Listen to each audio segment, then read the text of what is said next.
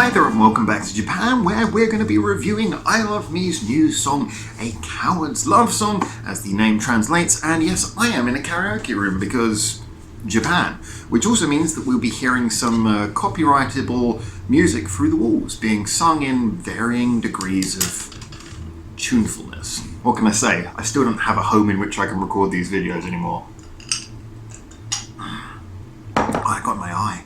So I Love Me are obviously a band that we have enjoyed greatly on this channel, and I've covered several times before, even had a bit of fun with them over an instant in one of their live streams. Still, nonetheless, this is a group who I think really deserve the credit and attention that we try to give them, and what really amazed me, and I've always said this, is that they're not more popular, not more famous. And one of the main factors behind that is that not only do they have a fairly original sound, yes, it plays with some of those sort of old school synth pop feels, but they do it in a very modern way and their songs really have a lot of identity.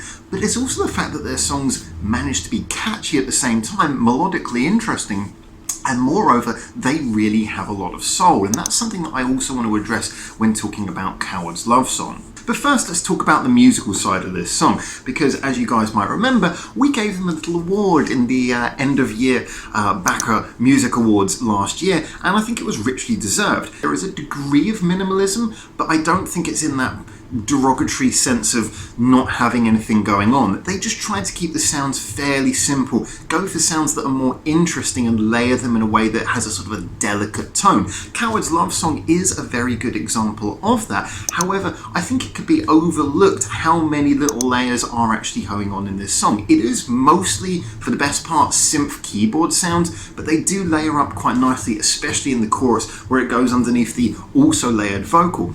One of the interesting things though is this song is pretty much just the same chord pattern going round and round and round, and it's mostly just that with layers of different keyboard harmonies happening to give it a sort of thickness. That means that we're looking at a fairly simple, direct, straight shooting song here. Not a bad thing for a single. So the question is, do they get the most out of that repeating chord pattern?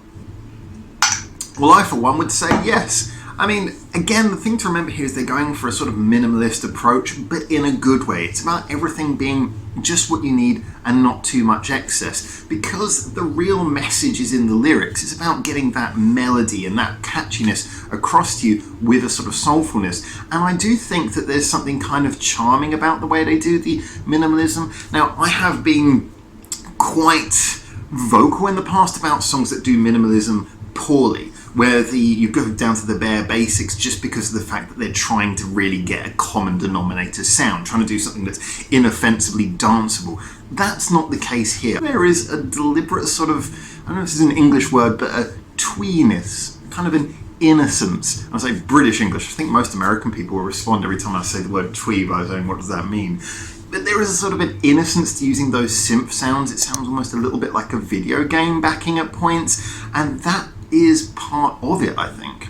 Innocence is, I think, very much at the core of what this song's about, and I really liked the fact that the lyrics were translated into English as well. Thanks guys, on the video. You can go watch them, and this is an interesting thing about the band. A lot of their songs are very introverted.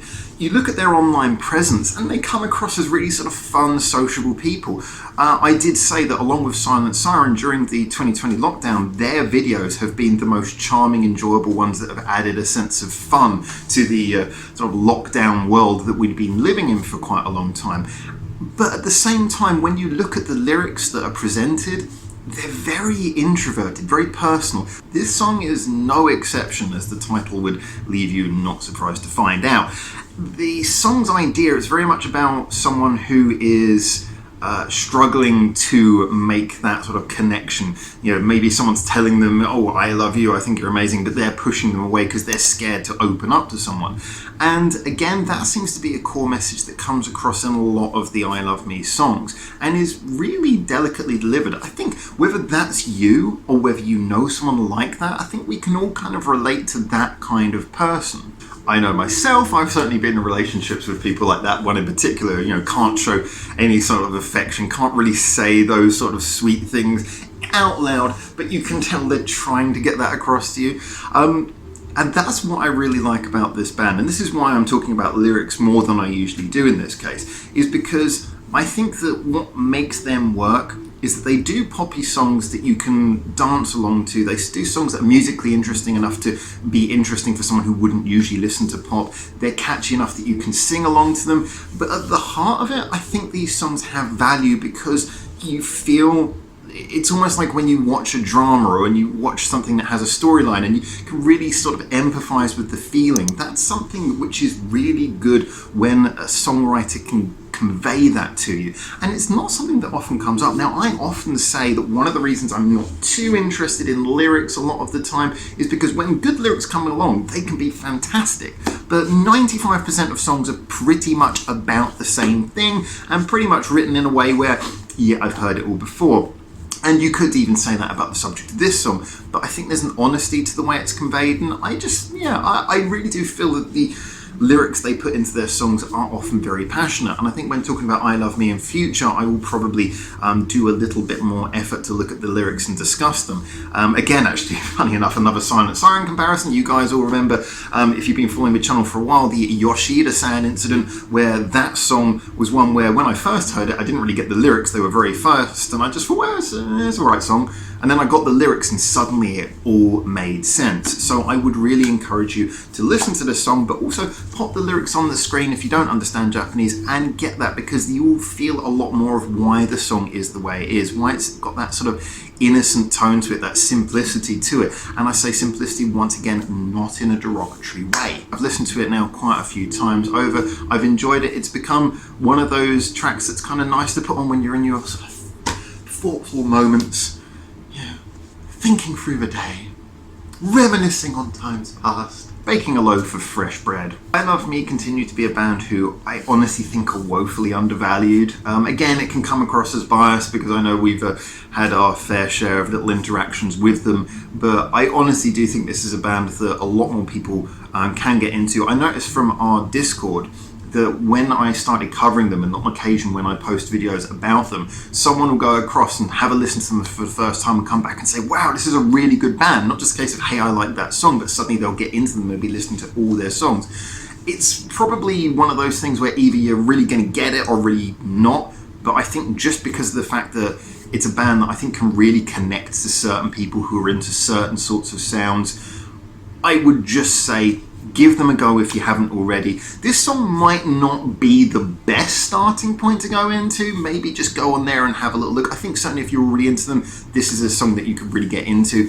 But I would say just give them a check if you haven't already. I'm going to recommend this song, and I'm going to continue to recommend this band. So last but certainly not least, you know what we do here nowadays. This song review wouldn't be complete without today's metaphor.